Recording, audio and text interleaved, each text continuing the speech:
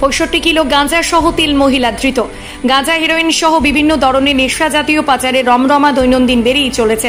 নিত্য নতুন ভাবে পাচারের কৌশল অবলম্বন করতেও দেখা গেছে পাচারকারীদের। পুলিশ প্রশাসনও তৎপর থাকায় পাচারকারীদের নিত্য নতুন কৌশল অবলম্বনের ছক বানচাল করে দিচ্ছেন এবং সেই সাথে পাচারকারীদের আটকও করে ফেলছেন।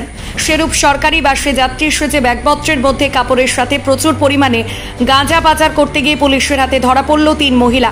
উক্ত ব্যাগগুলি তল্লাশি চালিয়ে 65 কিলো গাঁজা বাজেয়াপ্ত করা হয় বলে খবর।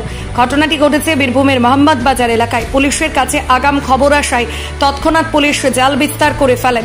সন্দেহজনককৃত সরকারি বাসটির সামনে আসতেই পুলিশ বাসটির মধ্যে তল্লাশি অভিযান শুরু করেন। উদ্ধার হয় প্রায় 65 কিলো গাঁজা। সঙ্গে 3 জন মহিলাকেও আটক করে পুলিশ।